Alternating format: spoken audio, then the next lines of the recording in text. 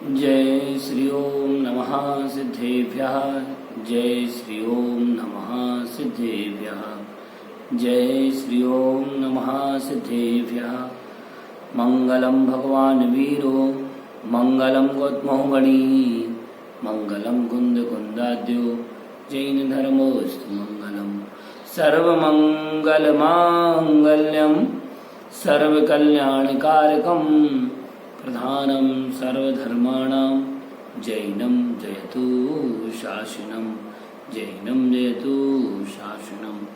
सरस्वत्या प्रसादेन काव्यं कुर्वन्ति मानवाः तस्मान्निश्चल भावेन पूजनीया सरस्वती।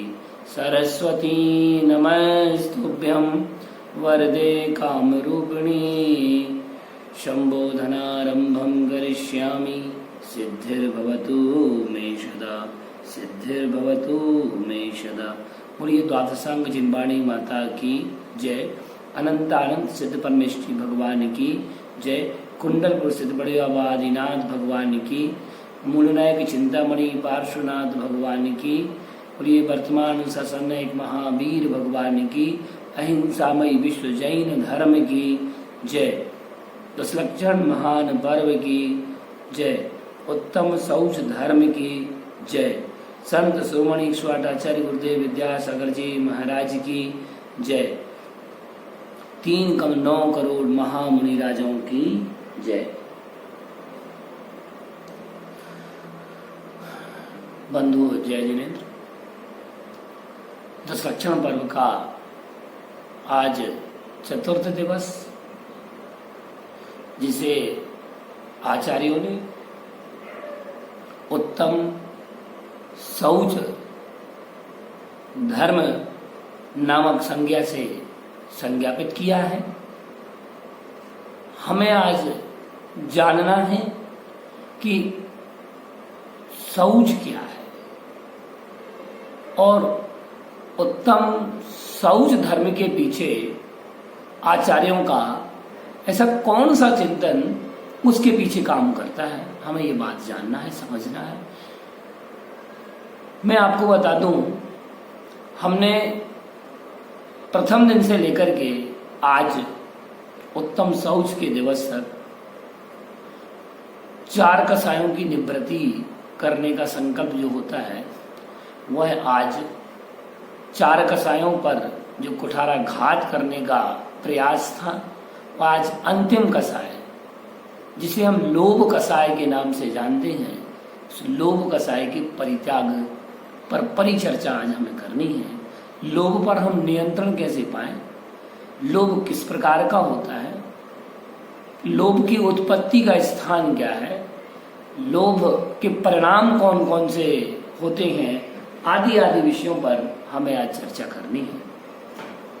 उत्तम शौच धर्म के विषय में इसको आत्मा की पवित्रता से जोड़ा जाता है, क्योंकि जब तक आत्मा के अंदर लोभ है, आत्मा पवित्र नहीं हो सकती है। क्योंकि यद्यपि आत्मा का परिणाम लोभ नहीं है, स्वभाव भी लोभ नहीं है, आत्मा का स्वभाव तो सुचिता है, पवित्रता है, परिणामों की निर्मलता है।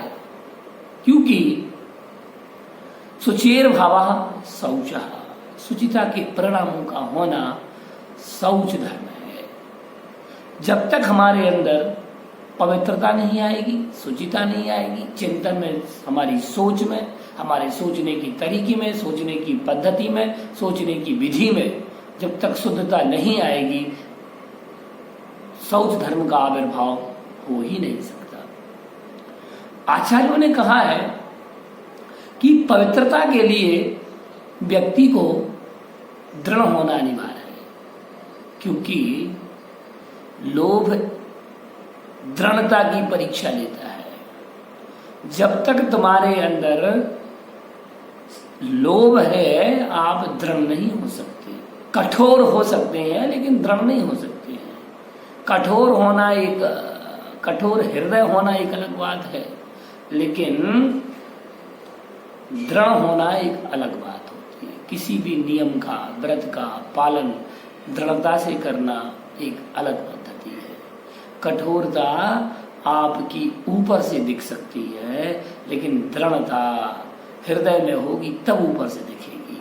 लेकिन कठोरता में कहीं न कहीं मायाचारी का भाव दिख सकता है, लेकिन दृढ़ता में मायाचारी का भाव नहीं होगा। आचार्यों ने कहा है, मैंने कल भी बात कही थी कि मन पर नियंत्रण करना बहुत आवश्यक है, क्योंकि मन की गति बहुत ही तीव्र है।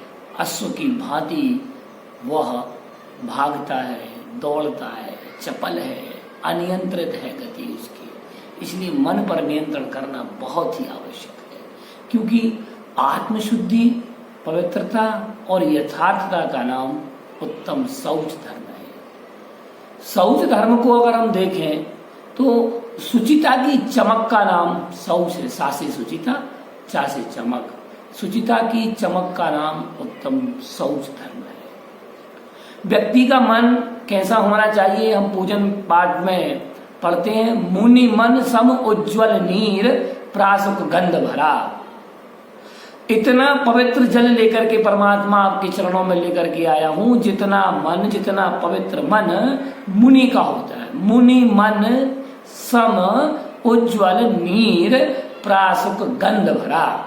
ऐसा प्रासुक करके पवित्र भावों से मैं आपके चरणों में चढ़ाने के लिए लेकर के आया हूं। ये है पवित्रता। मुनि का हृदय इतना पवित्र होता है। सच्चे शौच धर्मी तो महाव्रती ही है, जो निर्लोभी है। जग को देती जग की निधियां, हम पढ़ते हैं, तुम सादानी क्या कोई होगा। जग को देती जग की निधियां, निर्लोभ वृत्ति है। तन पर लेश मात्र का भी वह लोभ, वह राग का भाव नहीं दिखता। ऐसे निर्लोभी दिगंबर संत ही सच्चे शौच धर्मी होते हैं। विचार कर लो। दूसरी पूजन को हम देखें, गंगा नदी का नीर निर्मल बाह्यमल धोवे सदा। गंगा नदी के पवित्र जल से बाह्यमल धुल सकता है, लेकिन कहा अंतरमलों के छालने को नीर से पूजूंगा। लेकिन अंतरमल के छानने के लिए नीर से पूजूंगा।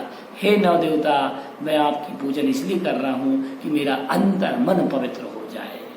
विचार करो, पवित्रता का भाव, यथार्थ पवित्रता का भाव, यथार्थ शुचिता का भाव ही उत्तम शौच धर्म है। स्नान कई बार किया, लेकिन एक महाशय जो जलाशय तक गए लेकिन जल के आशय से अनभिज्ञ रहे, ऐसे महाशय विचार करो, स्नान की आशय से अनभिज्ञ हैं, तो बताओ साहब, आप गंगा में भी स्नान कर लो, 14 महानदियों के जल में से स्नान कर लो, और भी बड़ी बड़ी पवित्र नदियां हैं, उन पवित्र नदियों के जल में भी स्नान कर लोगे, तब भी पवित्रता नहीं आएगी, क्योंकि आप स्नान की आशय से अनभिज्ञ हैं। आशय को समझना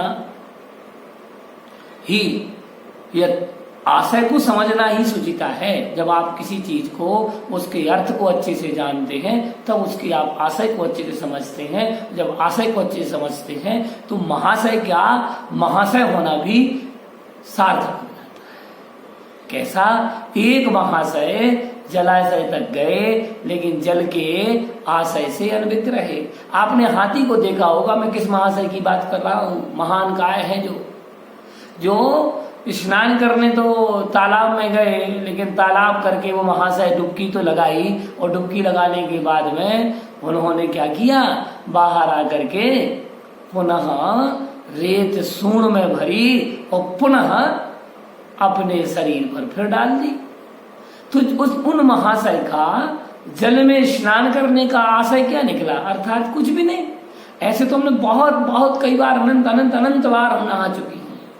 जब हमारा जन्म हुआ तब नहाया, जब हम दूसरी गतियों में थे तब भी स्नान किया होगा।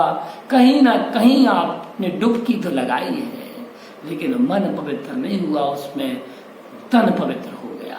लेकिन तन में जब हमारी स्नान का आशय हमें पता नहीं होता है, तब आप किसी भी कार्य को नहीं कर सकते। जैसे वर्तमान काल में अभी ये कोरोना काल चल रहा है, आपातकाल चल रहा है। इस आपातकाल में अगर आप सावधानी नहीं बरतेंगे, उस कोरोना की सावधानियों के आशय को नहीं समझेंगे, आप केवल धर्म धर्म करते रहेंगे, तो समझ लीजिए महाशय जी, आपके भी धर्म करना निरर्थक हो जाएगा, क्योंकि इसमें बहुत बड़ा आशय छुपा हुआ है महाशय।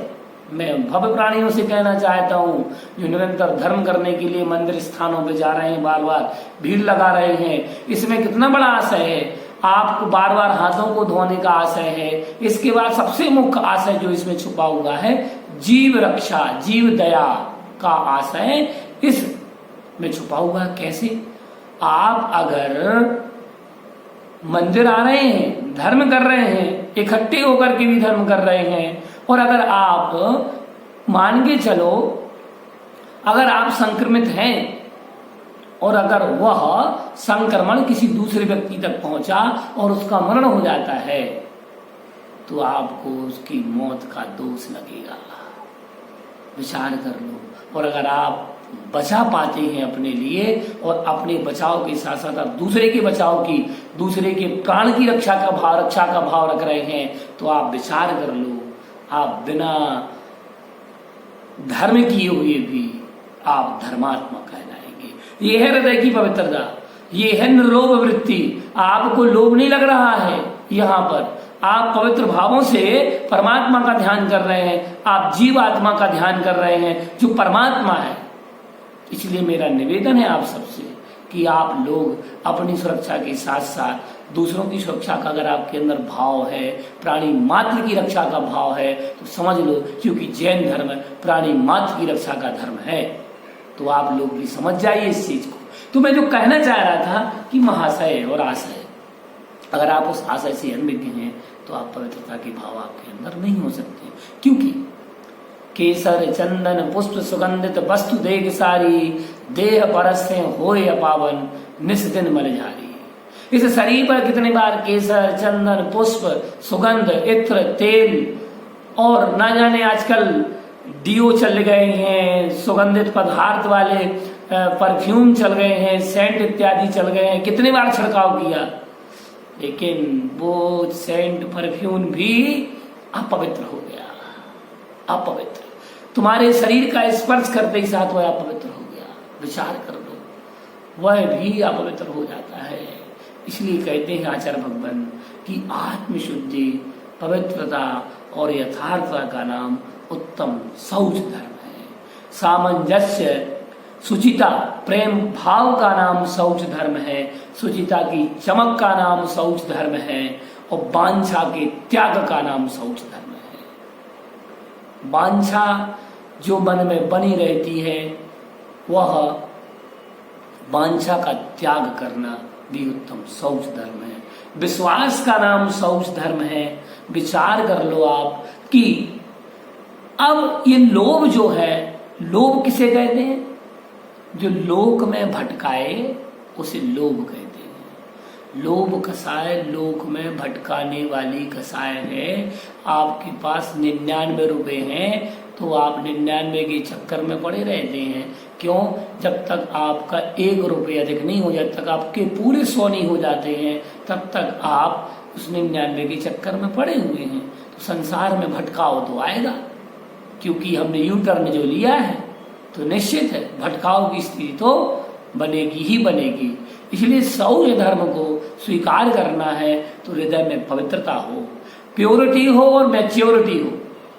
प्योरिटी का अर्थ है शुद्धता और मैच्योरिटी का अर्थ है परिपक्वता। जब व्यक्ति प्योर होता है और मैच्योर होता है तो उसके शब्द, उसकी चर्या और उसकी आयु क्रम के अनुसार उसकी शब्दावली हो जाती है। इसलिए जो भी विकास व्यक्ति का होता है, डेवलपमेंट होता है, वह विकास क्रमिक होता है। जैसे जैसे व्यक्ति मैच्योर हो जाता है वैसे वैसे उसके परिणामों में शुद्धता आती चली जाती है। लेकिन अगर बचपन में भी शुद्धता के परिणाम आपके हैं तब भी आप मैच्योर हैं, और बुढ़ापे में भी अगर आपके परिणाम शुद्धता के नहीं है तो आप प्योर भाव नहीं है, आपके प्योरिटी नहीं है, तो आप समझ लीजिए आपके अंदर मैच्योरिटी भी नहीं आएगी, क्योंकि बुढ़िया थी बेचारी बचपन में मर गई। कुछ ऐसा हाल हो जाएगा कि बुढ़िया थी बेचारी बचपन में मर गई, जिसने धर्म को जाना ही नहीं था, धर्म को समझा ही नहीं था, वृद्ध हो गई लेकिन बचपना अभी भी नहीं गया था। विचार करना है हमें कि लोभ के कारण व्यक्ति भाई भाई पाई पाई के लिए लड़ने लग जाता है। भाई भाई जब पाई पाई के लिए लड़ने लग जाए तो समझ लो तुम्हारे परिवार का पतन प्रारंभ हो गया। जब एक ही वृक्ष की दो शाखाएं आपस में उलझने लग जाएं, जब एक ही वृक्ष की शाखाएं आपस में उलझने लग जाएं तो समझ लो तुम्हारा उस वृक्ष का नाश तय है, समूल नाश तय है। जब भाई भाई पाई पाई के लिए लड़ने लगे तो ये सिद्धांत आप चाहे ऑफिस में हो, कार्यालय में हो, अपने स्टाफ में हो, जब स्टाफ में भी व्यक्ति पाई पाई के लिए लड़ने लगे तो समझ लो तुम्हारी कंपनी पतन की ओर जाने वाली है। जहां निर्लोभ वृत्ति होती है, वहां निसंदेह विकास होता है, और जहां सलोभ प्रवृत्ति होती, क्योंकि कहा गया है लोभेन समृतम ज्ञानम स्वभावम लभते नहीं। लोभ से ढका हुआ ज्ञान अपने स्वभाव को प्राप्त नहीं होता। इसलिए कहा है कभी भी ज्ञान जो है वह लोभ से समृद्ध नहीं होना चाहिए। इसलिए ज्ञानी व्यक्ति लोभ से बहुत दूर होता है। कहा भी जाता है धरई हृदय संतोष करऊ तपस्या देह सो शौच सदा निर्दोष। धर्म बड़ो संसार में, धर्म ये सबसे बड़ा धर्म है। अगर आप संतोषी प्राणी हैं, आपके अंदर स्वसंतोष है, सेल्फ सेटिस्फिक्शन है, तो समझ लीजिए आप सबसे बड़े शौच धर्मी हैं। अगर आपके पास सब कुछ होते हुए भी मन में अपवित्रता का भाव है, लोभ का भाव है, लोभ की प्रवृत्ति का भाव है, और संतोषी नहीं है, सेल्फ सेटिस्फिक्शन नहीं है, तो समझ लीजिए अफेक्शन तो आएगा और फ्रैक्शन भी आएगा, फ्रैक्चर भी होगा। विचार कर लो, अगर आप अपनी आत्मा में फ्रैक्चर नहीं चाहते हैं तो समझ लो आपके लिए पवित्रता का भाव लाना बहुत अनिवार्य है। क्योंकि लोभ के तो कई प्रकार बता दिए गए हैं, कई दृष्टियां शास्त्रों में मिलती हैं लोभ की, लेकिन अगर आप लोक में भटक रहे हैं तो आपका कल्याण होने वाला नहीं है। मैं बात कर रहा हूं, आचार्य महाराज आचार्य देव बार बार यही बात कहते हैं कि लोभ पाप का बाप बखाना। क्या? क्योंकि कहा है सुखम त्रैलोक लाभेपि ना संतुष्टस्य जायते, ना असंतुष्टस्य जायते संतुष्टो लभते सौख्यम दरिद्रोपि निरंतरम। अर्थात असंतुष्ट व्यक्ति को तीनों लोकों की संपत्ति भी मिलने पर वह सुखी नहीं होता है। क्यों? और लेकिन संतोषी अत्यंत दरिद्र होने पर भी निरंतर सुखी रहता है, निरंतर सुखी रहता है। विचार कर लो, क्योंकि कहा है तन की भूख तनक है आद पाव या शेर, और मन की भूख मनक है लीलन चाहे सुमेर। कितनी बड़ी बात एक छोटे से पद में। इस तन की भूख तनक है आद पाव या शेर, मन की भूख मनक है लीलन चाहे सुमेर। विचार कर लो, सुमेरु पर्वत 1,40,000 योजन प्रमाण ऊंचाई वाला है। इतना इस मन की भूख है कि लीलन चाहे सुमेर, सुमेर के बराबर भी वह भोजन कर जाए। उसकी इच्छाएं, उसकी वांछाएं, उसकी आकांक्षाएं कभी भी समाप्त नहीं होती। विचार करो, 3 लोग को नाज जो खावे, तीनों लोगों का अनाज कम पड़ जाए, तब भी उसकी खोपड़ी में संतुष्टि नहीं होती। और ये जितना बड़ा महाभारत हुआ, ये केवल असंतुष्टि के कारण ही तो हुआ। एक धर्म के लिए, एक पवित्रता के लिए, एक शुचिता के लिए लड़ता है, और एक केवल धन, राज्य। जिन्होंने 5 पांडवों को 5 गांव देने के लिए मना कर दिया, सोच लो। लोभ, 2 गज की भूमि के टुकड़े देने पर लड़ाइयां हो जाती हैं। भाई भाई के लिए लड़ जाता है। लोभ की वृत्ति देखो, तृष्णा देखो, वितृष्णा देखो कि कितना अतृप्त हो गया है आदमी। सोच लो, शमशान घाट कभी नहीं कहता कि मुर्दे मत लाओ। विचार करो, ऐसी तृष्णा मत करो, क्योंकि वो शमशान घाट के लिए ही ठीक है तुलना, मनुष्य के लिए ऐसी तुलना ठीक नहीं है, ऐसी उपमा ठीक नहीं है। लेकिन अगर आप भी तृष्ण होते जा रहे हैं तो आपसे बड़ा शमशान घाट कुछ है ही नहीं, जहां सब समाप्त होता चला जा रहा है। रिश्ते, नाते, संबंध, पारिवारिक सौहार्द, सामाजिक सौहार्द तक वैमनस्यता में परिवर्तित हो जाता है। विचार करो, क्योंकि अगर जो लोग लोभी होते हैं वह क्या कहते हैं? टका धर्मा टका कर्मा। उनके लिए टका धर्म है, टका कर्म है, टकेव परमम पदम, और टका ही उनके लिए परम प्रतिष्ठा है। और कहा यस ग्रहे टको नास्ति सा टका टका टक टकायते। विचार करो, जिसके घर में 1 टका नहीं होता है, ये लोभी व्यक्ति कह रहा है कि टका धर्मा टका कर्मा टकैव परमम पदम, उसके लिए टका ही परम पद है। और कहता कि यस ग्रहे टका नास्ति, लोभी व्यक्ति कहता कि अरे तेरे घर में कोई टका नहीं है, तो उसकी कोई इज्जत नहीं करता। लेकिन संतुष्टि व्यक्ति के अंदर है। संतोषी जग में सुखी, ये कहा जाता है कि संतोषी प्राणी जग में सुखी होता है। अब ये तो लोभ की बात हो गई। अब हम पवित्रता की बात कर लें कि व्यक्ति अपने मन को पवित्र कैसे कर सकता है।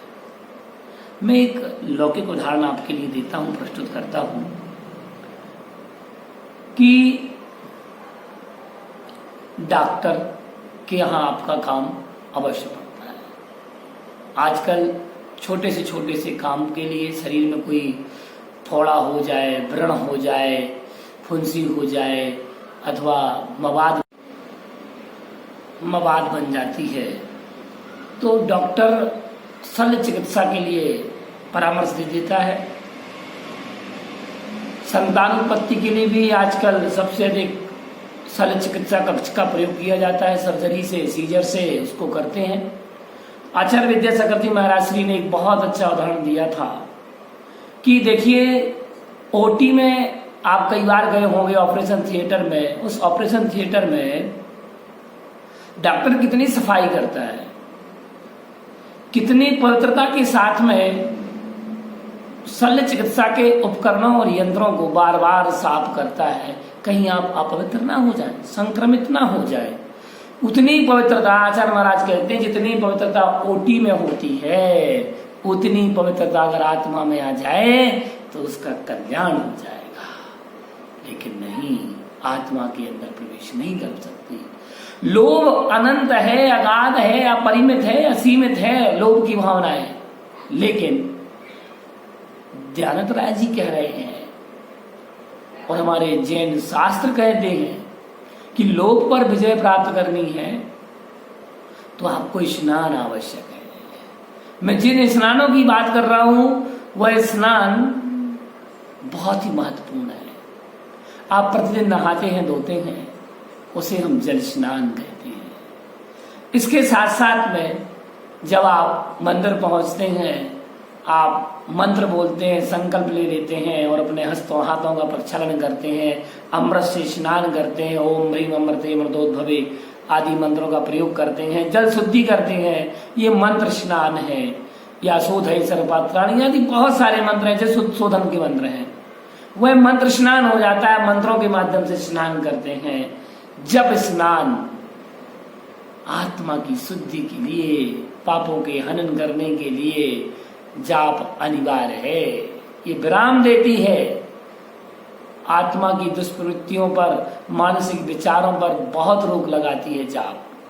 इसके बाद में तप स्नान, तपस्या करने से हमें जो सकारात्मकता प्राप्त होती है और वैचारिक सामंजस्य स्थापित होता है, वैचारिक पवित्रता हमारे हृदय में आती है, वह जप से, तप से आती है।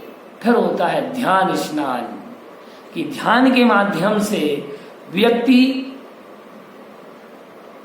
एकाग्रचित्त होकर के एक आत्म तत्व का चिंतन कर सकता है, एक विषय पर, गूढ़ तथ्यों पर विचार विमर्श कर सकता है हृदय में, मानसिक रूप से। यह ध्यान स्नान। ज्ञान स्नान, जब व्यक्ति को धीरे धीरे उसका स्वाध्याय बढ़ता चला जाता है, उसके सोचने की क्षमता भी अच्छी बड़ी होती चली जाती है, उसका विस्तार होता चला जाता है, वह वर्धमान ज्ञान जो है, वह वर्धमान ज्ञान व्यक्ति के हृदय को पवित्र करता है, मांझता है। ये तय है। ध्यानत राय जी भी इस चीज को कहते हैं कि आपको स्नान करना अनिवार्य है। लेकिन कैसा स्नान करना अनिवार्य है? कहते हैं कि प्राणी सदा शुचिशील जप तप ज्ञान ध्यान प्रभावते। ज्ञान शुचिशील जप तप, शुचिता किससे आएगी? सील से, जप से, तप से, ज्ञान ध्यान प्रभावते।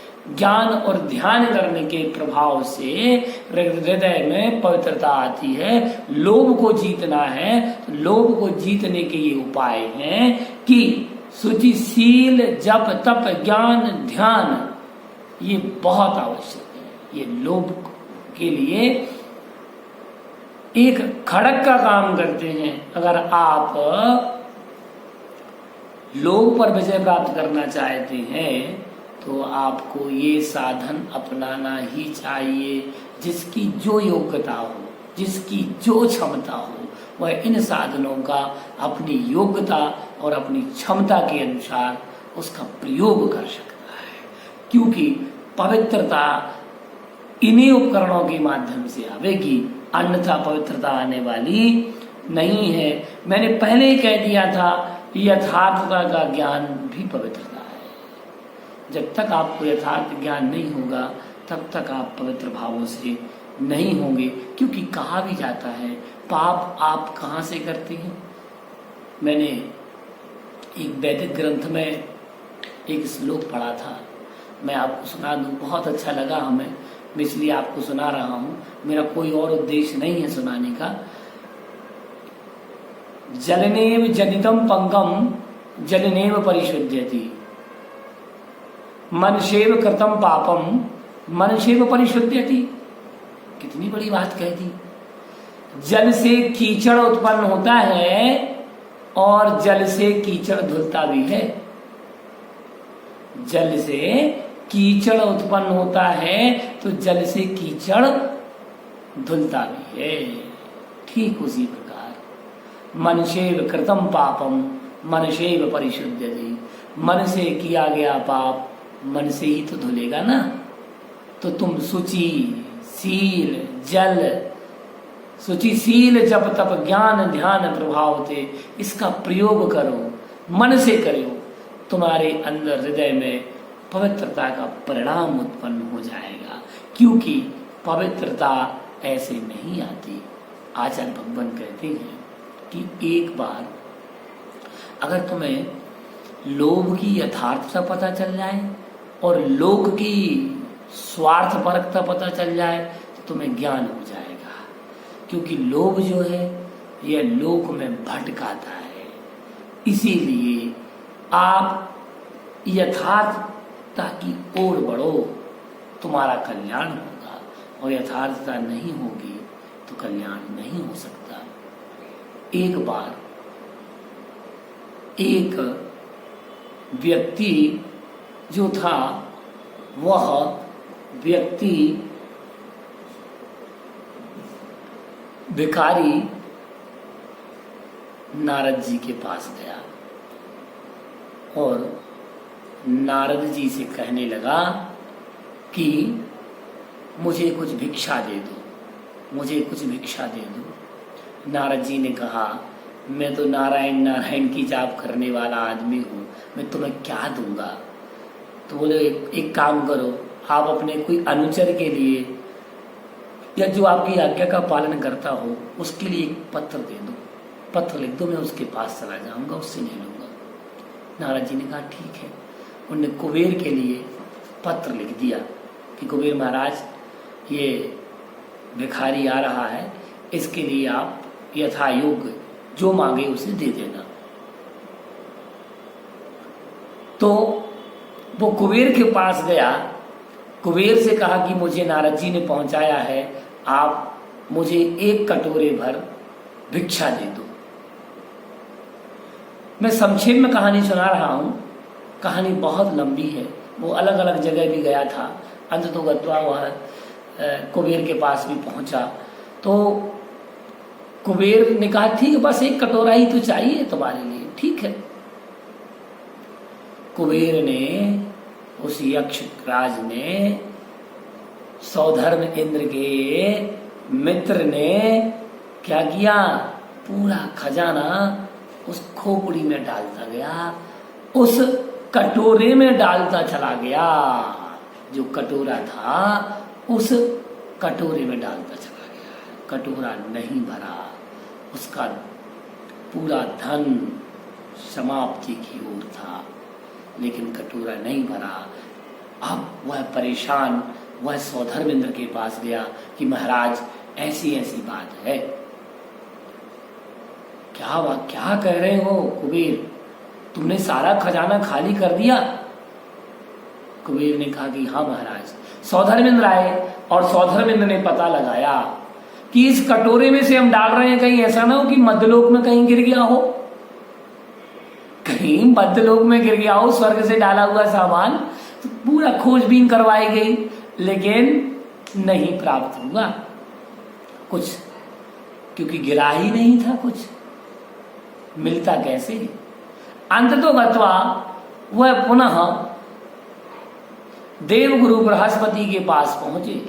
इंद्रराज पहुंचते हैं और देवगुरु बृहस्पति को बुलाया जाता है और देवगुरु बृहस्पति इसका निदान निकालते हैं। सौधर्म की सभा में आया हुआ वह व्यक्ति जो था, देवगुरु बृहस्पति ने उसको बुलाया और उसने, देवगुरु बृहस्पति ने कहा कि तुम अपना कटोरा दो। कटोरा मांगा गया, कटोरे का परीक्षण हुआ तो देखा कि ये खोपड़ी का बना हुआ कटोरा था और ये खोपड़ी किसी और की नहीं थी, ये मनुष्य की खोपड़ी से बना हुआ कटोरा था। बृहस्पति, देवगुरु बृहस्पति कह देते, सुनो सौधर्म महाराज, सुनो कुबेर इंद्र, तुम्हारा धन तो ठीक है, ऐसे कई करोड़ कुबेरों का धन भी इसमें मिल जाएगा, तब भी इस भिक्षा पात्र में जो मनुष्य की खोपड़ी का बना हुआ है, इसकी तृष्णा कभी समाप्त नहीं होने वाली। कहानी का तात्पर्य एक है, सारांश एक है कि लोभ बड़ा खराब होता है, लोभ बड़ा खराब होता है। ऐसे कई कथानक हैं लोभ के, आप भी परिचित हैं, लोभ पाप का बाप बखाना, आप भी जानते हैं, समझते हैं। तो मनुष्य की खोपड़ी में कभी तृष्णा समाप्त होने वाली नहीं, लेकिन मनुष्य की तृष्णा को जीतने के उपाय बताए हैं जयनाथ राय जी ने कि शुचि, सील, जप, तप, ज्ञान, ध्यान, प्रभावते। सील, जप, तप, सज्जनता, पवित्रता, निर्मलता, शुचिता और सामंजस्य, आत्मशुद्धि, अवलोकन आदि के माध्यम से आप लोग पर विजय प्राप्त कर सकते हैं। क्योंकि मैंने कहा कि तन की भूख तनक है, आदि आदि। हमें अपने पात्र को पवित्र करना पड़ेगा, जब कहीं जाकर के पवित्रता आएगी। आत्मा में पवित्रता कैसे आएगी? एक बार एक माने एक पात्र में हींग रख दी थी, खीर बनाई, खीर बनाने के बाद में वह खीर बालक को उस पात्र में परोस दी गई। माँ को ध्यान न था और वह परोस दी गई। बालक ने कहा कि माँ, इसमें से कुछ गंध आ रही है, खीर अच्छी नहीं लग रही है, खीर मुझे अच्छी नहीं लग रही, मिश्र सुस्वादु नहीं लग रही है। बोले बेटा नहीं, मैंने तो बहुत स्वादिष्ट मनोयोग से बनाई है। बोले हाँ माँ, आपने बनाई होगी, लेकिन आप देखो इस पात्र में जो आपने खीर दी है हमारे लिए, वह खीर मुझे अच्छी नहीं लग रही है। माँ ने देखा, चखा, वास्तविकता में वह खीर अच्छी नहीं लग रही थी। कारण क्या था? उसमें हींग वाले पात्र में माँ ने खीर दे दी थी। इस कहानी से ये तात्पर्य हमें सारांश ये निकलता है कि अगर हमारा पात्र में अगर क्रोध, मान, माया, लोभ आदि कसाएं भरी पड़ी हैं, तो आप उसमें खीर से भी अच्छे भाव बना के रख लेना, वह खीर भी खराब हो जाएगी, स्वाद उसका खराब कर देगी। अतः हमें मुख्य रूप से पात्र की शुद्धि करना। कहा भी जाता है, मन चंगा तो कटौती में गंगा। मन अगर आपका अच्छा है तो निश्चित है आपका मन अगर अच्छा है, स्वाभाविक है आपका मन चंगा है तो कटौती में गंगा है, पवित्रता है, शुद्धता है, सुचिता है, निर्मलता है, तो ये निश्चित है।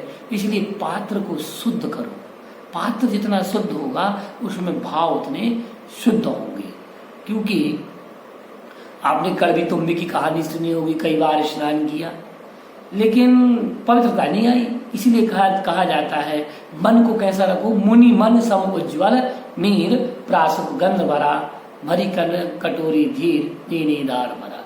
विचार करो कि मुनि मन सम उज्ज्वल नीर, मुनि के समान मन आपका उज्ज्वल होना चाहिए, तब कहीं जाकर के आपके अंदर ये उत्तम शौच धर्म आएगा। कथानक बहुत हैं और समझाना भी बहुत चाहता हूं, लेकिन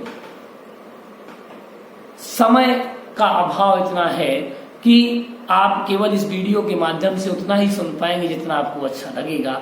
इसलिए मैंने बहुत कम समय में आपको बड़े ही फॉर्मल तरीके से आपको समझाया है। आप समझने का प्रयास करिएगा। बोलिए उत्तम शौच धर्म की जय। जय जिनेन्द्र।